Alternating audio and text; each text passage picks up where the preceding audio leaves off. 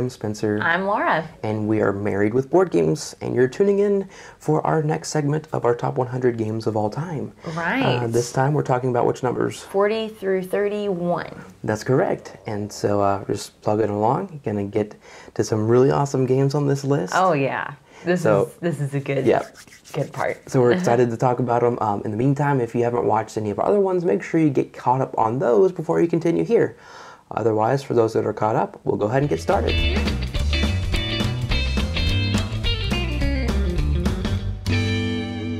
Okay, let's get into it, All right. Shall we?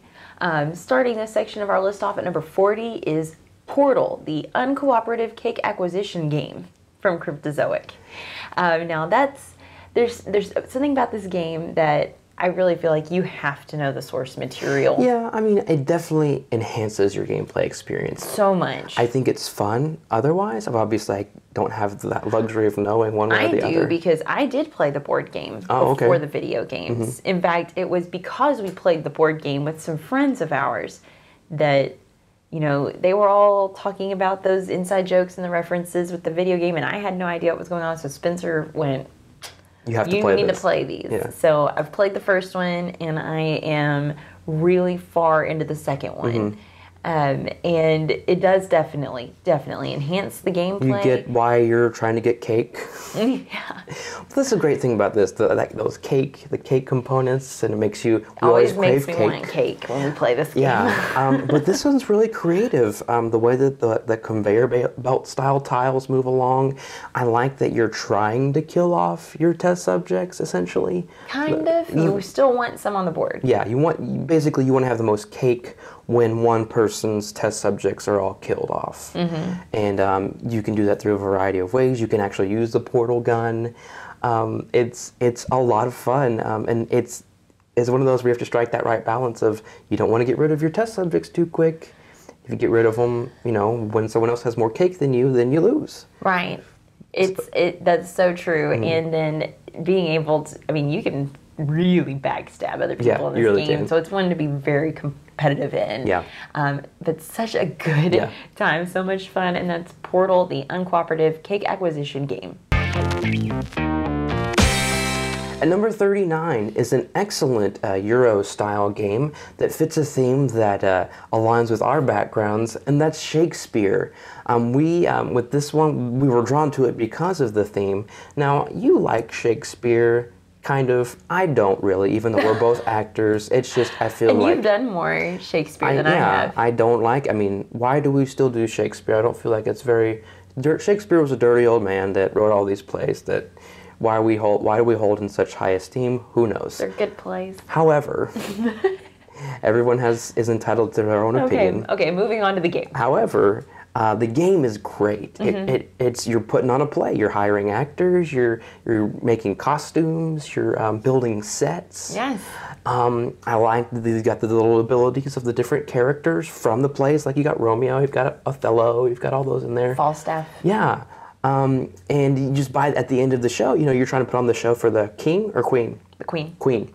And whoever puts on the best show at the end of the game is the winner, and you get points in various ways. And this is a great, this was one that we played before we really started getting more into those Euro-style games. You know, we really started with the more American-style games, but then this one really was kind of our tipping point, and we played that, we really liked it, and so it led us to play some other games that had some of the similar mechanisms, and it's really thematic, putting together a show.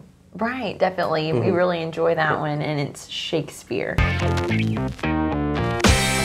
Number 38 on our list is Flipships from Renegade Games. Flipships. Flipships. Man, this is a great dexterity game. Oh my gosh. Well, and this is the first co-op dexterity game I've played. Well, semi. Well, it's team. Yeah. This one you're all working together. Yes. Well, I do like that there is a variation of how to play against each other, that you're all just trying to flip all your ships into the mothership. That's pretty fun. But I love that.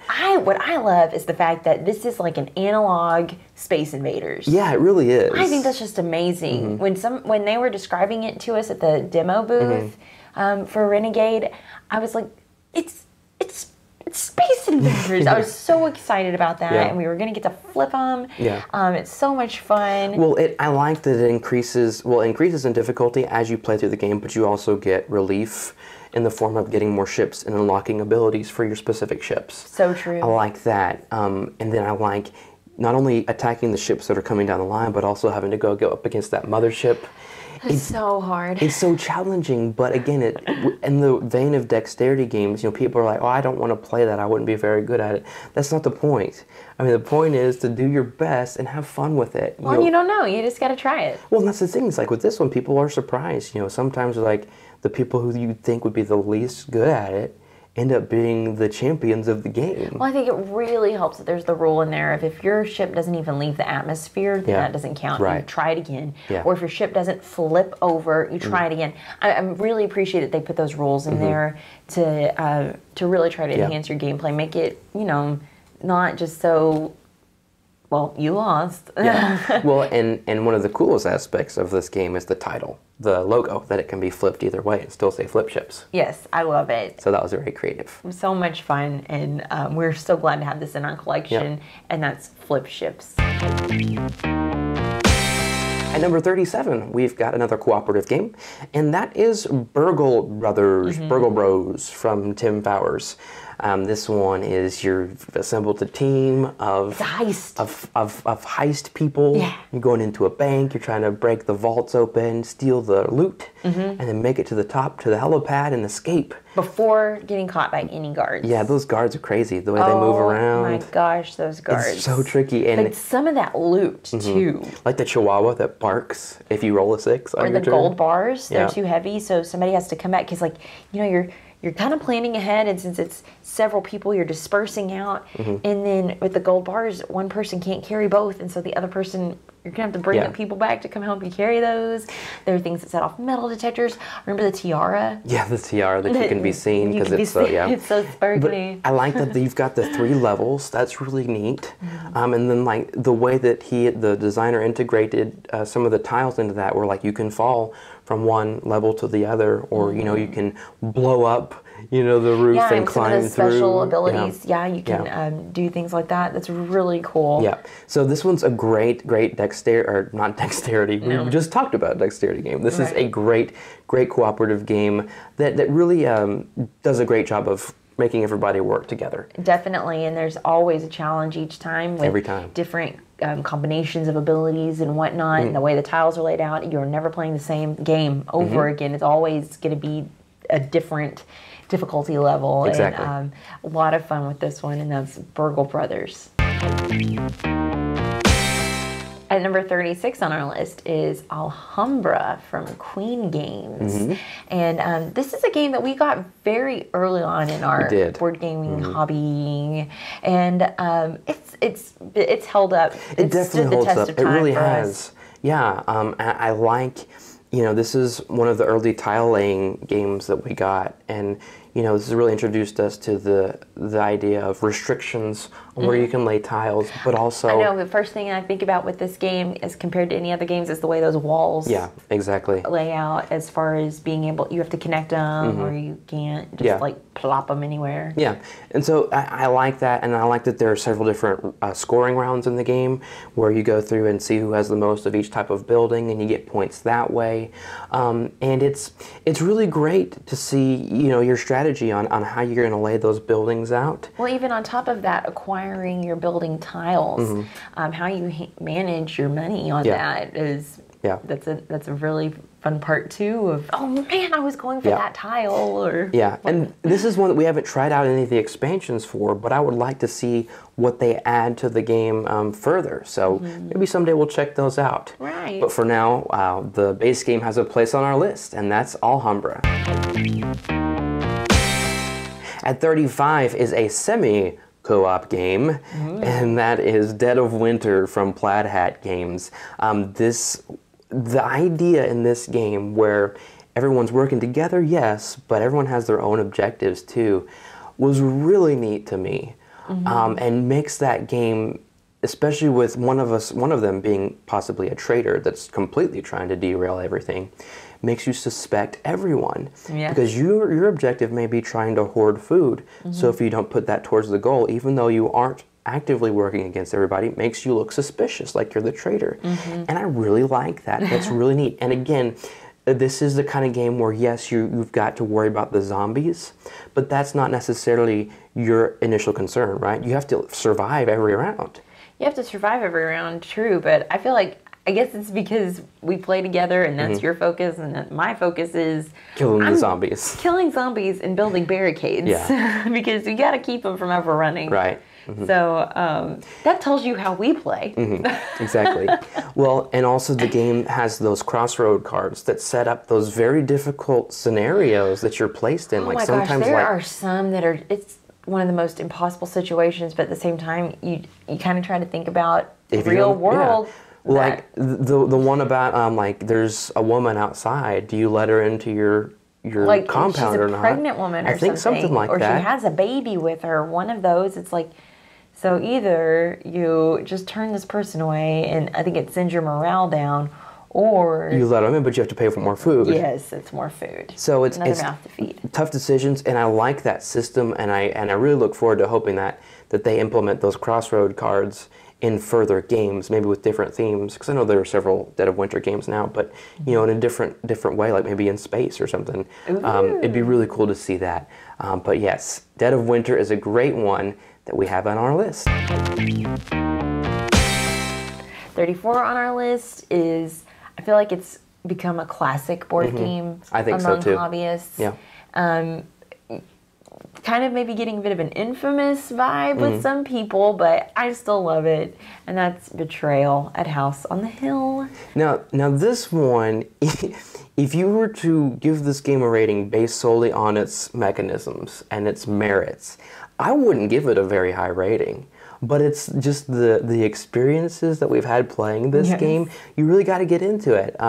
If you're going to critique this game at its core, you're not going to have any fun. But get into the story of what's happening. Oh my gosh, this person just collapsed and goo's coming out of them or whatever. Worms or something. And then like, oh, you're in this tile that just randomly disappeared. It's real fun to see those things unfold. Oh yeah. And how they unfold. Well, and I like introducing this game to newer gamers. I feel like it's one that's very easily accessible, but also shows them this is what board gaming does. You get immersed into the experience. I think those things just go hand in hand together, and that's why I rank it high on our list. It's for those reasons. It's easily accessible to newer gamers, but it also shows them immersion, and the theme comes through so well on this, and just what a great experience it's been playing with other people. The only trick is getting through all of those different scenarios, because sometimes you just end up somehow through the luck of the draw, playing the same scenarios over. And I know that there's a way you can specifically pick one, so maybe we should do that next time. We are going to have to do that. We've gotten to the point of there are some scenarios we haven't done, but there are some that we've repeated. So we already know what's going on with those. But simply for the fun times and experiences that we've had, like you mentioned, we place Betrayal at House on the Hill at number 34. At number 33, hold on to your hats. Pew, pew, pew. It's Flick 'em Up.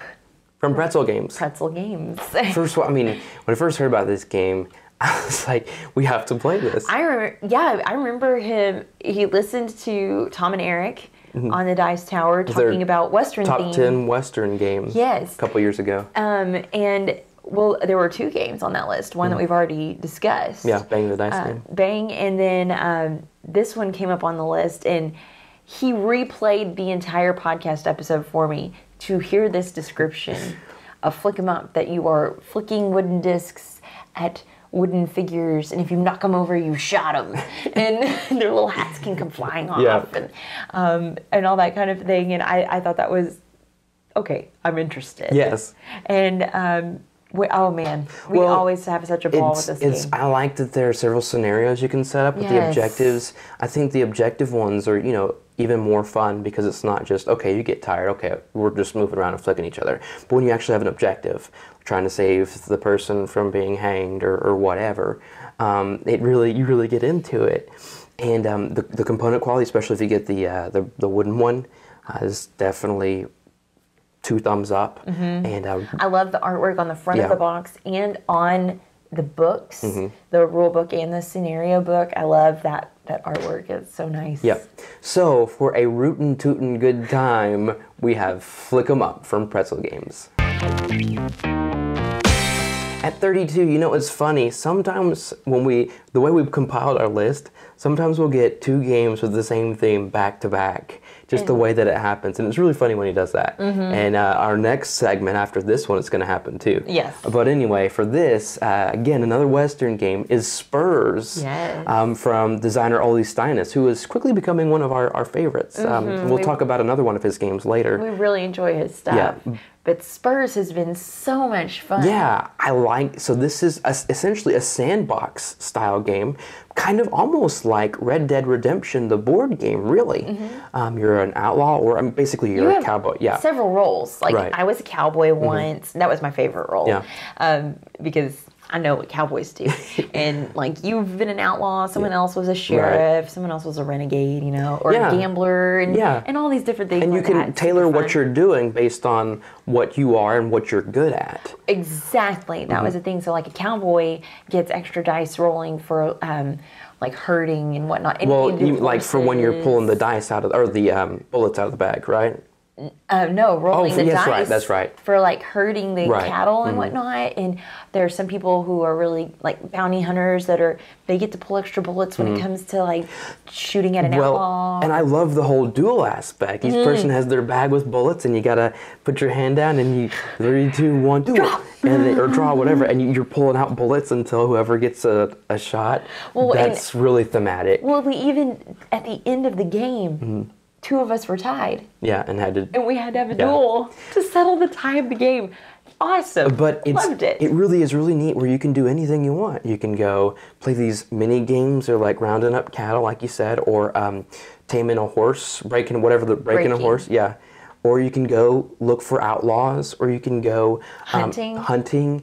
You can go rob a bank if you want to. Right. Go to the saloon and buy everybody a round of drinks. And gain some popularity and whatnot. Yeah, I like that there are these different towns you can go to, and there's choices. It really is like an open world video game kind of experience. And I think it's great. The artwork on it is really nice. Those character sheets, your portrait of your character, rings so true, like that old Western style art. I really love it, and that's why we've got it on a great spot on our list, and that's Spurs. Last one for this list, number 31. A good one, good place to leave it. Probably the most infamous, if you want to use that term, cooperative game of all is Pandemic. I think so, especially the way it's made its way out into the general market.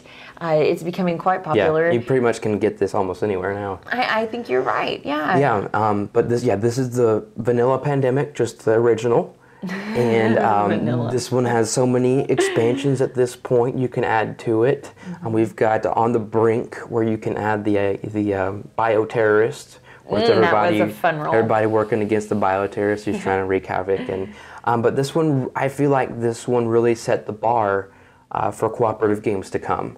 I'm not saying it was the first to do what it did, but as far as, you can see the influence it had on further cooperative games down the line. Oh, I wholeheartedly agree with the different roles that each person can take on to be able to use special abilities. You've got the actions to choose from. You do a thing, and then the game does a bad thing, and you go back and forth. And, and I like this one.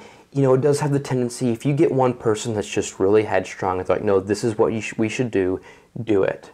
That is a possibility, but that's never happened for us. It's usually a very collaborative experience where, okay, we might be able to solve it this way, but someone might have a better idea. You're right. Other than the best thing that happens is when something just clicks, you're like, wait, everybody stop. That's you. This is how we do it. This is how we can fix this. I've got it. And so great one. That's just a solid game. It's a staple in our collection, and I have a feeling it will always be there. And that is Pandemic from Z-Man Games. that'll do it for this segment of our top 100 games of all time. Yeah, we're rounding it out. Yep. Rounding third, heading for home. Yeah. We just did 40 through 31. Yep. Knocking them out. There we go. So stick around for the next time when we release one, whenever that may be.